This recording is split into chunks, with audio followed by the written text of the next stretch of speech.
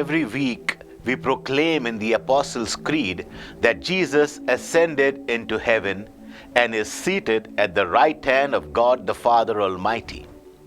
Yet, how much do we truly understand about the ascension itself? Surprisingly, within the church, we often dedicate little attention to the events of Jesus' life following the resurrection, particularly the ascension. The ascension marks the moment when Jesus visibly departed from his disciples and entered into the divine presence of God the Father. This event signifies the completion of his earthly mission and serves as a pivotal transition from Jesus' earthly existence to his heavenly reign. Intriguingly, Jesus had predicted this significant event to his disciples on at least 4 different occasions. The title of today's homily is A Blissful Finale. Might seem a bit misleading at first. Is there anything more emotional than saying goodbye to someone you love? We've all seen stories on the news about young soldiers leaving on planes and ships, parting from their loved ones. You can see the pain in their faces as they say their tearful goodbyes. It's probably one of the hardest things to do, saying farewell to someone you care deeply about. Considering this, you might think that the story of Jesus' ascension would be quite sad. Jesus was leaving, and the disciples would never see him again. You'd expect them to return home feeling downhearted. However, the Gospel of Luke surprises us by saying that when Jesus left them, they returned to Jerusalem filled with great joy. They were continually in the temple praising God. Today, I want to explore the question, what does the ascension mean for our lives? Many people are ready to accept a creed and let their faith end there. It seems that many Christians do just that.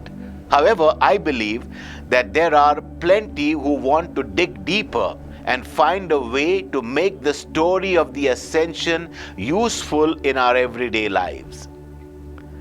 Today, I will share 3 ways the ascension can be meaningful for us. First, it tells me that we can trust God without being overly reliant on him.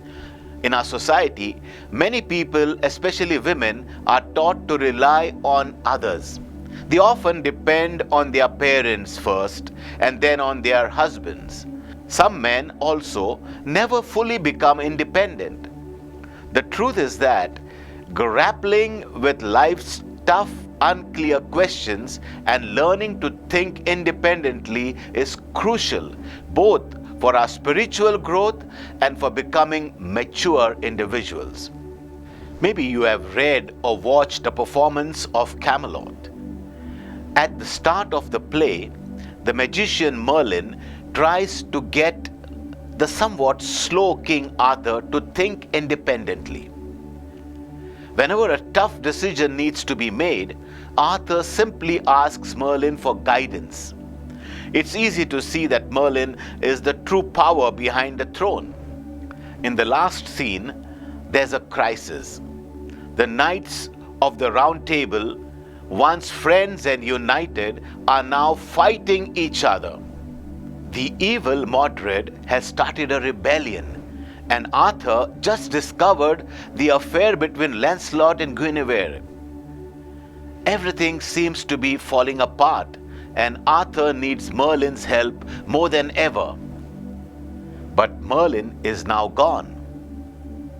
This is Arthur's test, not in battle, but in his ability to make decisions on his own. His go-to advisor is gone.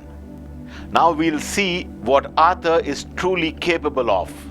In his desperation, Arthur cries out, "Oh Merlin, where are you now when I need you the most?" Having to think is such a burden. It is so much easier to rely on someone else for all the decisions and answers. What was happening with the disciples? For 3 years, their lives revolved around Jesus. Under his guidance, these 12 ordinary men became renowned throughout Israel. They gained fame, but only because they were connected to him. For them to truly grow, Jesus needed to leave. If he had stayed, they would have relied too heavily on his physical presence. Instead of working through important moral questions based on what Jesus taught, they would have simply asked him for every answer. In confusing situations, they would have depended on his familiar voice and comforting presence. While there's safety in that, it doesn't lead to growth. What they truly needed to thrive was not an unhealthy dependence on him, but a deep and lasting faith. And Jesus said to Thomas, "You believe because you have seen me. Blessed are those who have not seen and yet believe." Secondly, the ascension of Jesus reminds me that life is full of mystery. Do you know what our issue is? It's that we often think we know everything. In today's world, with Google searches, fast computers, and instant news, we lose the element of surprise. Take opinion polls, for example. They make election outcomes almost predictable, except maybe the last one. We constantly encounter statistics predicting what's going to happen in our communities. The number of babies to be born in the next decade, the number of highway deaths during the holidays, the rate of divorces in the coming year, who will be the next president or the prime minister, and even how long we will live. The Ascension shows me that life is still a mystery. No matter how much we think we know, we are not the all-knowing beings we imagine ourselves to be. I cannot explain how Jesus' ascension happened, and that doesn't bother me. It's interesting that the disciples did not try to explain Jesus' resurrection and the ascension either. They simply shared the story. In ancient Greek plays, there was a role called Deus ex machina, meaning God from a machine. In these plays, wherever a god was needed, an actor would be lowered from a box.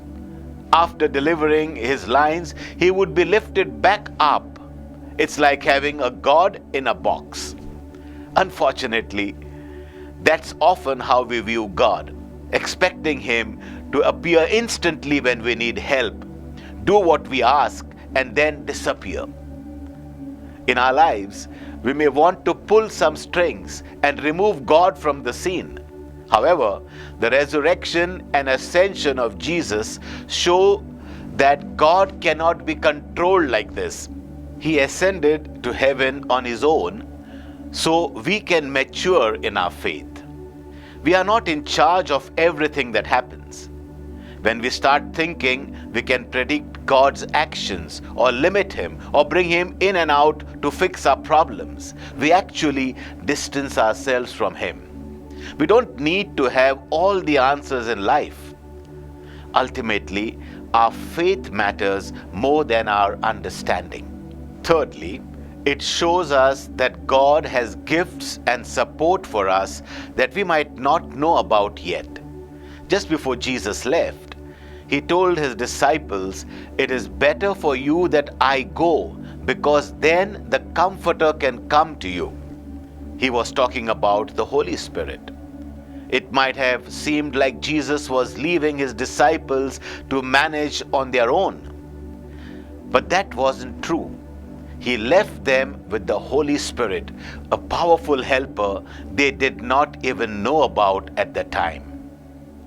We can trust that God provides each of us with what we need to handle what lies ahead. Who knows what kind of support God will give us to help us face the future? When God called Moses to do his work, Moses argued that it wouldn't succeed because he had a hard time speaking and thought people wouldn't listen to him. So God appointed Aaron to speak on Moses' behalf. Before we quickly judge some of the difficult events in our own lives, we should remember this lesson. When Jesus ascended to heaven, it might have seemed like he was leaving his disciples for good. But the truth is, God never leaves us without the inner strength we need to deal with what's ahead. The Holy Spirit was about to enter their lives, meaning that Christ would no longer be limited by time and place as he was on earth. In his insightful book, Through the Valley of the Kwai, Dr. Ernest Gordon shares his experiences as a prisoner of war in a Japanese camp in Burma during World War II. One day, while being marched through the town of Paisley, he noticed a group of elderly weavers creating beautifully detailed shawls. Interestingly, during the weaving process, the weavers could only see the back of the shawls, which looked like a jumble of tangled threads. It was only when the shawls were finished and flipped over that the intricate and colorful patterns were revealed. Ernest Gordon concluded that life often feels the same way. The events in our lives can seem chaotic and disorganized, much like the back of those shawls looked to the weavers.